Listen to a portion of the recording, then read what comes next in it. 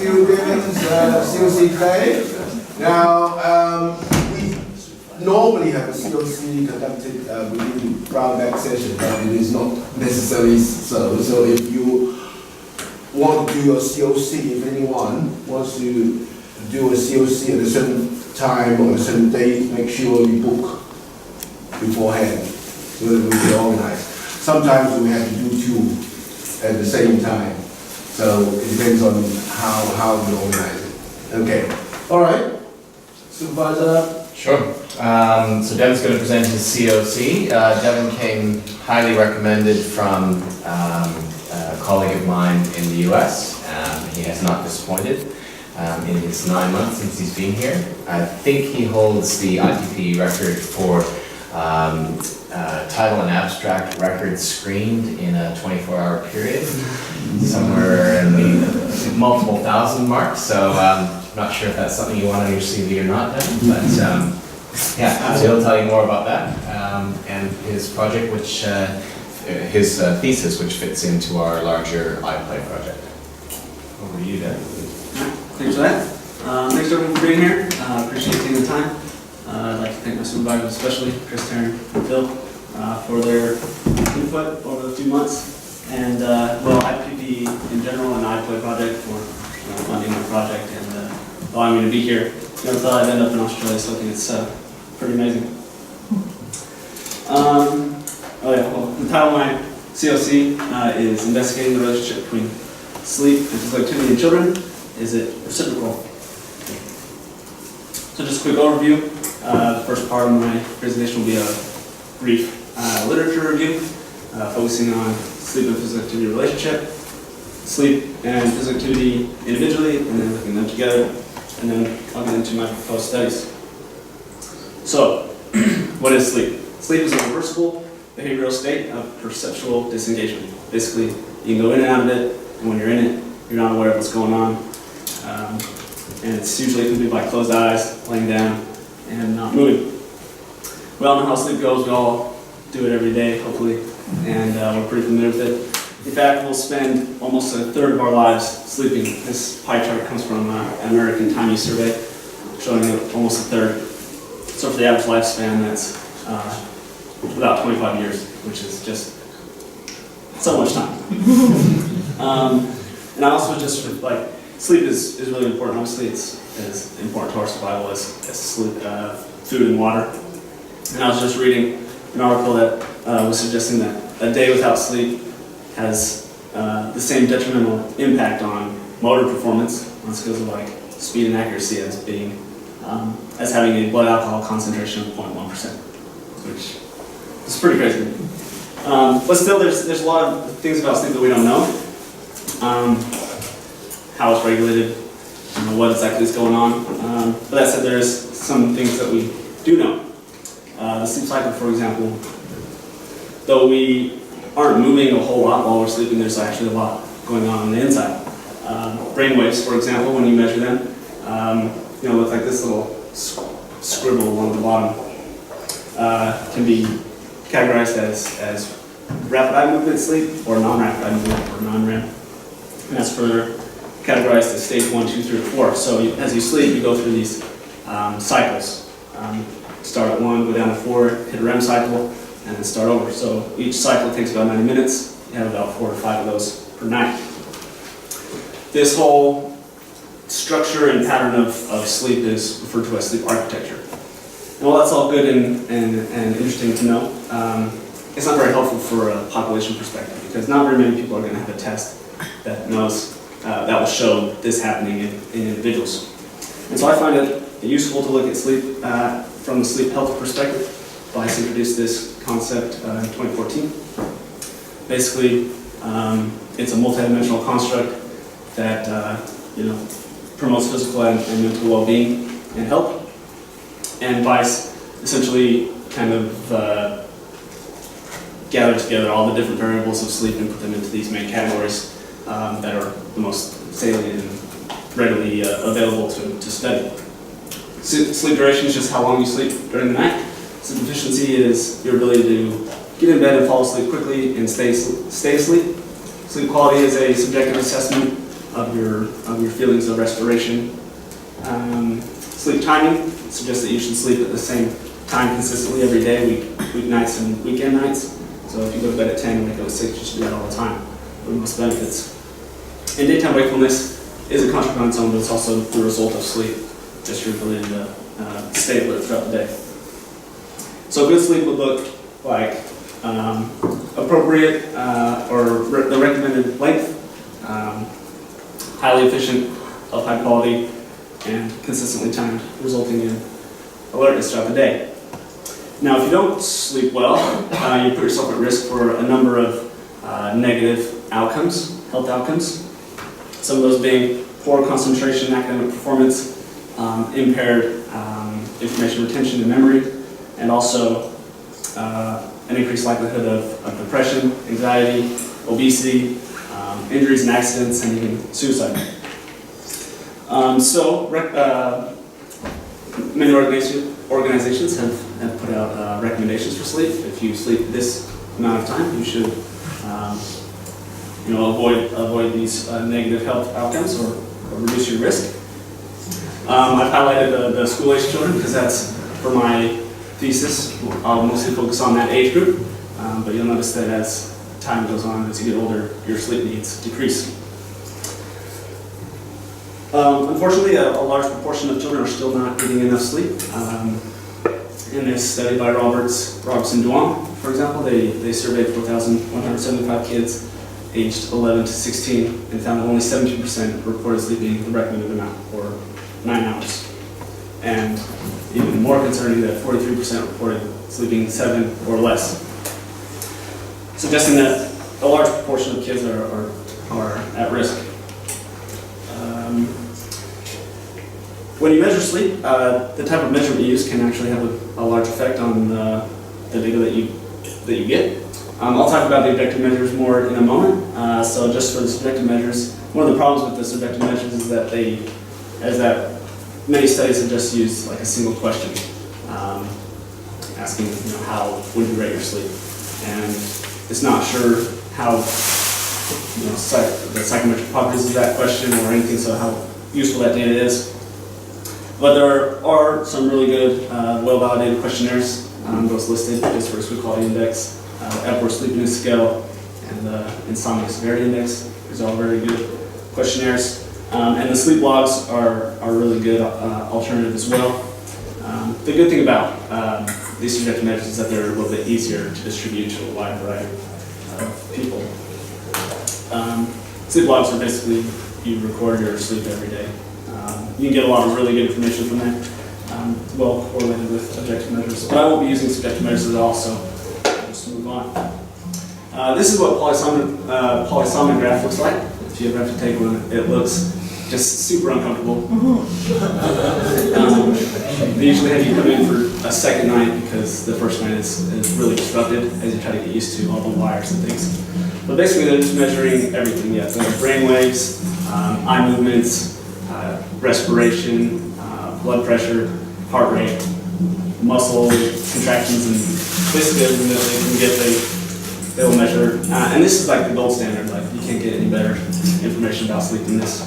The problem is that it's intrusive, it's really costly and time consuming, and you really have to have expertise and a laboratory to read the output from this test. So a good alternative, objective alternative, is to use accelerometry. These are being used increasingly in sleep research. And the advantage of these is that they are more cost effective than PSG, polysomnography. That's probably referred to it that way for the rest of the presentation. They're less intrusive. You just typically wear it on the wrist. It can really be worn anywhere as long as it's optimized for application, but the wrist shows the best wear time compliance. And the main thing about these is that they can measure a full 24-hour movement, behavior, sleep, physical activity for multiple days or weeks. The limitations that they're not as detailed, not as accurate as PSG, and each device, because they're made differently and they each come with their own algorithm for sleep detection, has to be validated in its own population. So it's a limitation, but it's something you can get around. So turn the page over to physical activity. Physical activity is basically any movement resulting from a muscle contraction that uses energy. Sorry. Physical activity has been really widely and extensively studied. It's got, really positive implications for people of all ages. The recommendation is 60 minutes a day, every day for everyone. Positive outcomes for children specifically include increased bone health, lowered cholesterol and blood pressure, decreased risk of obesity, and things like depression and anxiety. But here again, just like sleep, kids seem not to be getting enough or not hitting the recommendation. This study by Hardy and her colleagues, for example, here in Australia, found that 37% of kids in year 6, 8, and 10 don't meet the recommendation during summer terms, and even more, 49% during the winter terms. So a lot, again, here are at risk. Like sleep, you have your subjective and objective measures. Again, objective measures are typically more preferred. They are more accurate, more robust, and avoid things like response bias. You got your different types of report questionnaires, interviews, and activity logs are subjective. Objective measures can include heart rate, calorimetry, observation, and motion detectors. Motion detectors including accelerometers. And so that's another important part of my, a huge part of my projects is going to be these accelerometers. And so the fact that they can measure sleep and physical activity together is really beneficial. And that's basically what I'll be doing with most of my work. So now we'll look at sleep and physical activity. So now we'll take a combined look at both sleep and physical activity. So unfortunately, you can't do both at the same time. You can't sleep and get physical activity. Though I am curious about sleepwalking because that seems like a gray area. But there does seem to be some common associations between like poor sleep and poor physical activity. For example, all these here, academic performance goes down, cognitive ability goes down, your increased risk of obesity, and things like cardiovascular disease and depression. This may suggest that there's maybe an underlying mechanism or connection between these two behaviors. As well as the common associations, they've studied how these behaviors are, how they influence each other. In this meta-analysis, for example, they looked at exercise interventions and how they influenced sleep. So there were 66 studies involved in this meta-analysis, and they divided the studies by whether it was an acute intervention, as in less than an exercise intervention less than a week, and exercise interventions that lasted longer than a week or regular exercise. And in general, they found positive influences across both acute exercise having positive influence on sleep duration, sleep efficiency, and slow wave sleep, and decreased stage 1 sleep, suggesting that you're spending more time in a deep sleep, which is theoretically better than the light sleep. And regular exercise as well showed a strong effect with sleep quality, and then also positively influenced duration and sleep efficiency. Within this analysis as well, they identified some key moderating variables. These 7 here: gender, baseline physical activity, age, and these different aspects of the exercise itself. So for like gender, acute exercise was more beneficial for men than for women. Regular exercise was more beneficial for younger people than older people. If you have a higher baseline activity in the acute exercise groups, you were more likely to have better sleep efficiency than having a lower baseline physical activity. Exercise time of day, sorry, this might get a little confusing, but if you exercise 8 hours before bedtime and within 3 hours of bedtime, you have more positive effects on sleep efficiency than if you exercised in that 8 to 3 hour window before sleep. Type of exercise, they found that cycling was a little better than running, for example. Exercise duration, the longer the duration, the bouts of exercise, the more positive effects on sleep quality, and as well with adherence. If you adhere more to the exercise regime, you got better effects on sleep quality. Yeah. I'm sorry, could you tell me again what the exercise time of day was? What were the findings there? So if you exercise 8 hours before bedtime or after 3 hours before bedtime, it had more positive effects on sleep efficiency than to sleep in the window. That's so funny. Yeah. After 3 hours, you mean closer to? Yeah, closer to bedtime. So if you exercise within 3 hours, that's a good idea.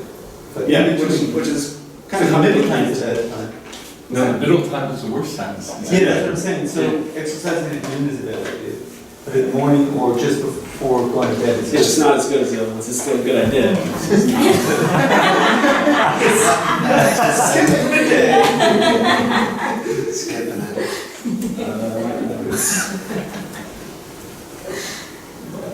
I wonder if that interacts with duration of adherence.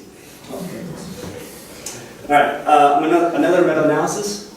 This one by Lang and colleagues and a younger age group of 14 to 24-year-olds. This one included only 12 studies, but their focus was testing whether the type of methodology used, whether objective or subjective, had an influence on the relationship. And so they had these 4 subgroups, both objective subjectivity and objective sleep, or one of both, or they were both subjective. And overall, they found that there was positive influences, across the board for physical activity on sleep, but they found the strongest effect sizes when the same measurement type was used, so both objective or both subjective. Interestingly, in this analysis, only 2 studies used objective measures to measure both behaviors, and none of the studies used accelerometers to assess sleep at all. So, suggesting that there's room there for that type of measurement to be used more often. And finally, there have been some investigations into whether this relationship is reciprocal. The first study didn't find any evidence for reciprocity. Mitchell and colleagues in their study, they used accelerometers. 353 women over an age group 55. But in their study, they only measured sleep for 7 days, and then they used mixed level models and quantile regression to tease out these relationships, and maybe they didn't get a long enough kind of time period to find that relationship.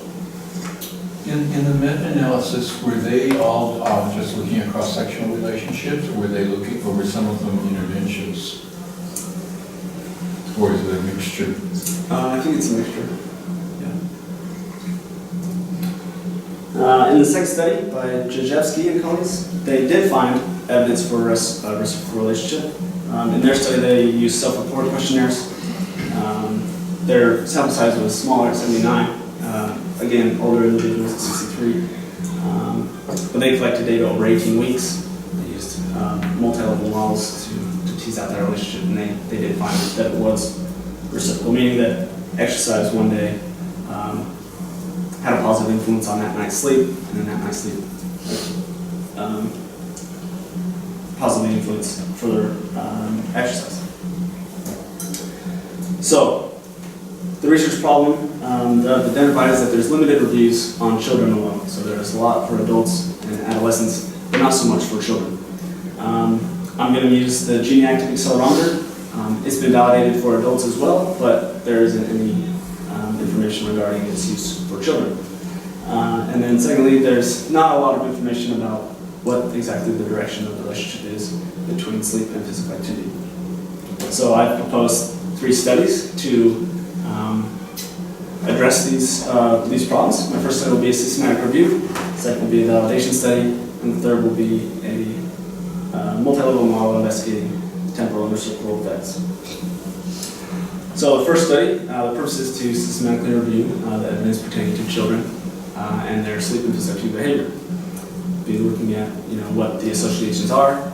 Is there any evidence to suggest there's a direction of that relationship, and possibly identifying different moderating variables, such as age, gender, measurement type, or study design.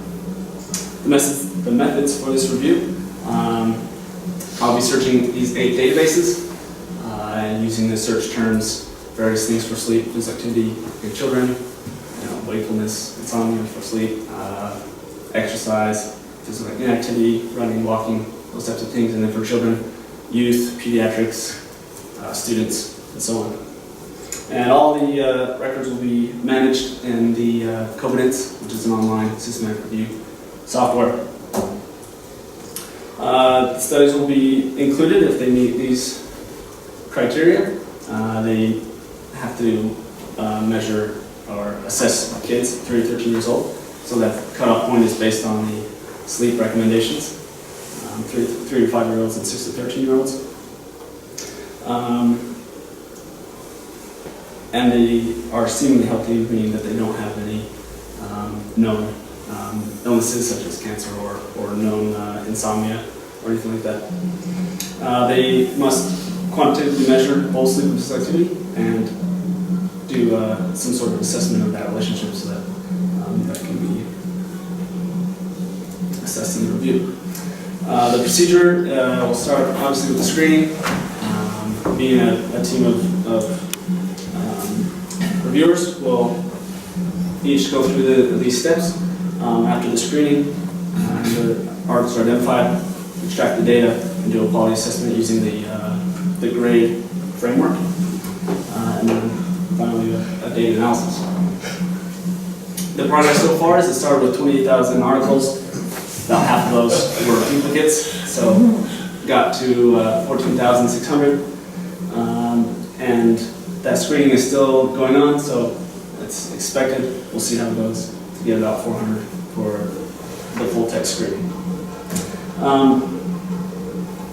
So results from this systematic review will answer the question of what the associations are for children, what is known about that relationship, and also it's going to kind of form the foundation for my thesis and also for my studies going forward. My second study that I propose is a validation study.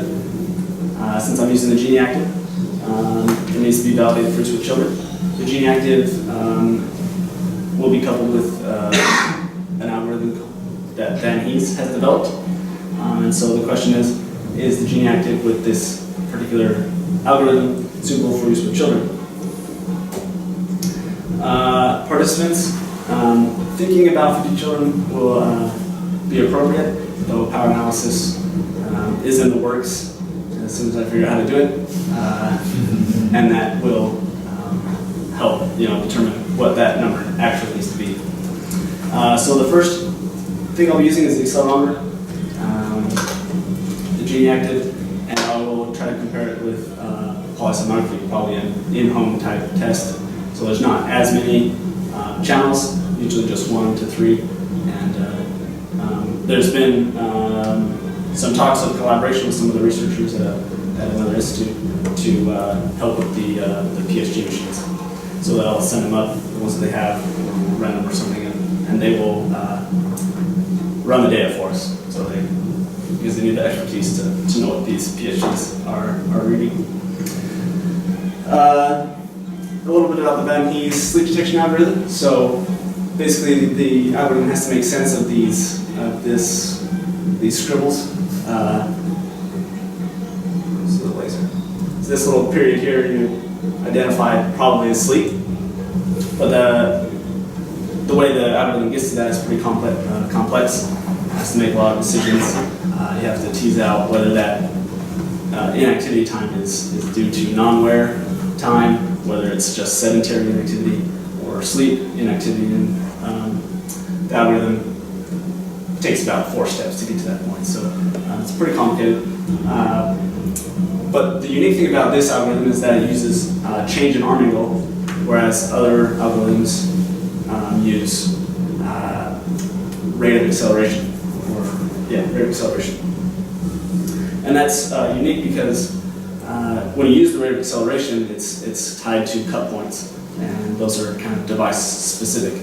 But with the change in arm angle, it is able to use the raw accelerometer data, and theoretically would be able to use this algorithm across different devices. This has been initially validated for use with adults, mean age 45, and it has shown overall agreement to be 83%, which is acceptable. Sensitivity 91% and specificity 45%. Sensitivity just means that the accelerometer correctly identifies a portion of time asleep that was identified by PSG, and specificity refers to the accelerometer correctly identifying time periods of wakefulness correctly. So for the data analysis, I'll quantify the findings by the same way: specificity, sensitivity, and overall agreement. But also test the agreement, the agreement between the two devices using a Bland-Altman plot, which looks like this thing over here. It plots the difference between the two measures against the average of the two measures. It allows you to look at the pattern and magnitude of the difference, which is, you can tease out whether it's systematic bias or proportional bias. And it also allows you to identify outliers. Also calculate Cohen's kappa coefficients. Cohen's kappa takes into consideration chance agreement, which may be an overall better representation of actual agreement between PSG and accelerometry. So hopefully the accelerometer will be found to be useful for children, and if so, this study will provide a new way of detecting sleep in children for myself to use and for other researchers. My third study is the purpose is to investigate the temporal associations between sleep and physical activity, and to test whether the relationship is reciprocal. Data for this study will be coming from the iPlay RCT. The RCT has started. Data collection is already underway. Cohort 1 started last year. We're just starting cohort 2. And so follow-up data for cohort 1 will be in a week out shortly. So at baseline, the students included in this are year 3 and 4 students. And I'll use data just from the control arm of the RCT. It's suspected about 500 children will be included in this. Again, I'll be using the Genie Active together with that sleep detection algorithm that had just been validated.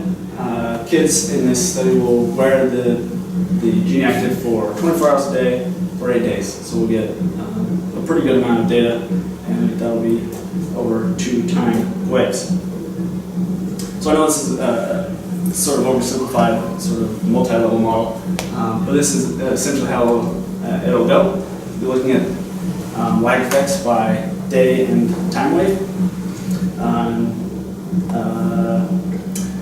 We'll adjust for clustering effects by school and by class. And so by using this model, we'll be able to look at the temporal associations along at the day level, but then also be able to test for whether there's evidence of sleep predicting, sleep at time 1 predicting physical activity at time 2, and vice versa.